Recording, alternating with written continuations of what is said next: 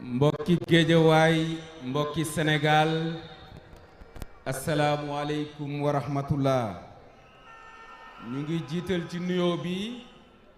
le président du parti de l'unité et du rassemblement,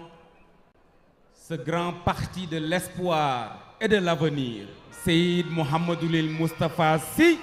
Al Maktoum.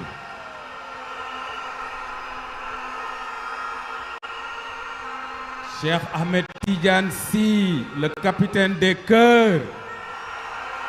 ñu ngi laa nuyu di la ziyaara yow ak maam Babacar ak maam Cheikh Sarr di la yóbbante nuyoo ci sa góor gi di la wax ni nim ñu sagale yal na ko yàlla sagale noonu sa góor gi nim ñu sàmmee yal na ko yàlla sàmmee noonu sa góor gi teraanga bim ñu defal yal na ko yàlla dolli teraanga sa góor gi sutura gim ñu defal yal na ko yàlla dolli sutura.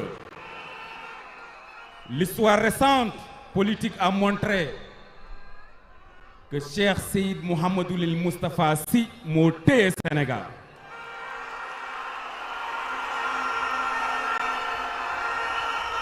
En 98 nga créé parti politique nekk candidat à l'élection présidentielle de 2000 Seyid Cheikh Ahmed Tijani Al Maktoum ni la bàyyil nga bàyyi. ñëw yëkkatiwaat sa parti un an avant après nga am 3 députés muy 2017 bii ñu génn ci élection yi nga am 11 députés ànd ko ak waa Yewwi Askan Wi ma ciy profité ngir nuyu ñi nga xamante ni mooy la coalition Yewwi Askan Wi 11 députés yooyu ñu am maam Cheikh Tijani Al Maktoum waxal ñu sa góor gi ni ko am na ci lu extraordinaire ñaari membre de bureau ñu am titre ministre de la République am na vice-président am na aussi ki nga xamante ni mooy secrétaire élu loolu il faut être du pur pour pouvoir le faire si c'est pur je m'engage si c'est pur on s'engage si c'est avec Serigne Moustapha on s'engage davantage bi ñu commencé liggéey nag ànd ko ak Yewwi Askan Wi def ci liggéey bu am solo ci groupe parlementaire Yewwi Askan Wi sunu ñaari jàmbaaru fàkk tëdd muy Massata Samb ak Mamadou Niang nga xam ne duñ leen fàtte mukk def liggéey bu am solo ku ne xam na ni Serigne Mouhamadoul Moustapha Sy tooñul kenn mi ngi ci ruqam comme ni Serigne Cheikh Ahmed Tidiane Sy Al Maktoum nekkee woon ci ruqam di joxe ay orientation ñu koy appliquer tooñul kenn yar na njabootam. Le responsable des jeunes dafa wax lu am solo politique bala nga koy def ndekete dañ la war a tàggat ba pare Cheikh Seydi Mouhamadoul Moustapha Sy dafa tàggat njabootam ba pare soog leen tàbbal ci politique te loolu man su ma ko waxee nit ñi war nañ ko gëm j'ai 23 ans d'expérience politique et ku ne xam na ni ci beneen parti laa nekkoon muy le parti démocratique sénégalais ma daj ci lu ne dugg ci kaso daj ci lu ne bés bi sang bi di wax ni Cheikh Ahmed Tidiane Youm du directoire woowal Bara Gaye ngeen wax ko ni ko le PUR dina ko jàppale boobu àdduna kenn xamul woon ni parti bi ma bokkoon mu ngi ma doon xeex tey su ma rempilé en tant que maire de la commune de Yeumbeul Sud c'est grâce à Serigne Mouhamadoul Moustapha Sy su ma nekkee député de la République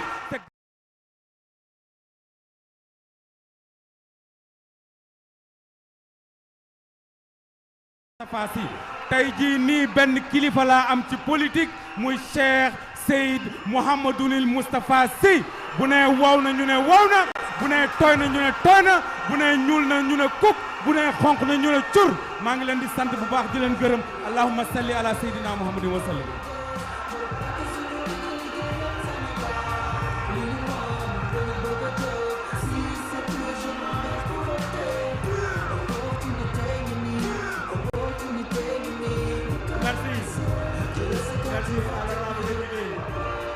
Bara Gaye di ko jaajëfal bu baax di rester à Yeumbeul donc ñu ngi ñuy signaler la présence du maire Babacar Ndaw donc moom itam ñu ngi koy nuyu bu baax a baax di ko remercier ñu continuer mami dafa am ay yóbbante alors ñu continuer le programme gannaaw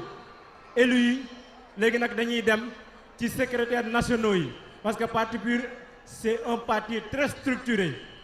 dirigé par le président Cheikh Seydou Mouhamadoul Moustapha Sy am ñu mu dénk liggéey bi ñu nekk ay secrétaires nationaux ñoom itam ci seen biir ñu tànn la mairesse de Dakar moom Adja Jacqueline Badiane mi nga xam ne moom mooy ñëw wax ci seen tur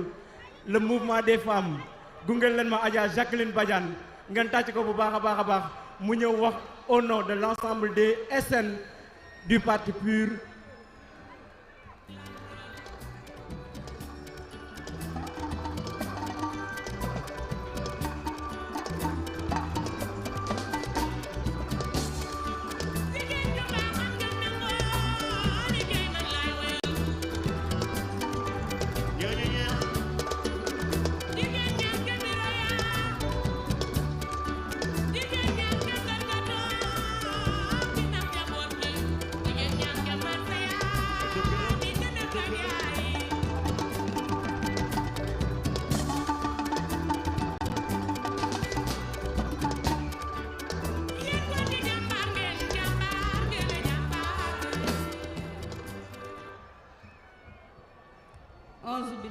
Sheytaani rajim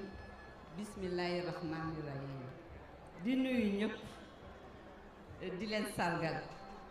donc son excellence Seydi Mouhamadou Moustapha Sy Al Maktoum président du parti PUR, Mame Cheikh Ahmed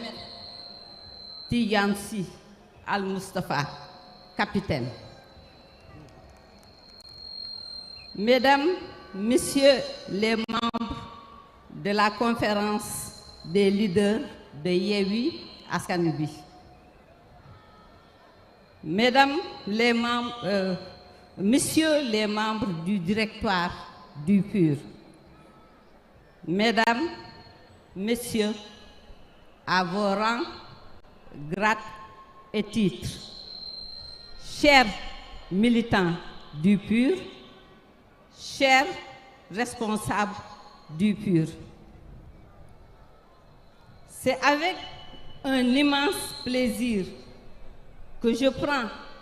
la parole au nom des secrétaires nationaux du parti PUR. 25 ans, c'est l'âge de la maturité et surtout l'âge où les grandes réalisations commencent à émerger sous la conduite d'un homme éclairé et visionnaire, je veux nommer notre président du parti, Seydi Mouhamadou Moustapha Sy Al Maktoum.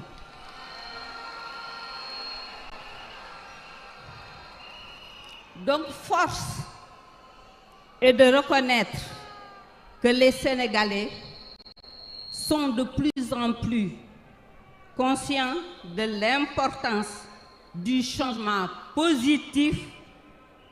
de la pratique politique au sein de notre société. En effet, les promesses et les projets électoraux non tenus, la désacralisation de notre Constitution qui est martyrisée par des changements souvent non conformes avec l'esprit d'un nouveau état de droit. Les motivations essentiellement électoralistes sont des plaidoyers redoutables qui remettent en cause la crédibilité et la respectabilité politique et démocratique dans notre cher Sénégal. Monsieur le Président du parti, Son Excellence Seydi Mouhamadou Moustapha Sy Al Maktoum, l'alternative que vous proposez à travers le parti PUR n'a de soubassement humain qu'une bonne éducation et une formation ancrée dans les valeurs dont l'éthique et la vérité. Le projet de société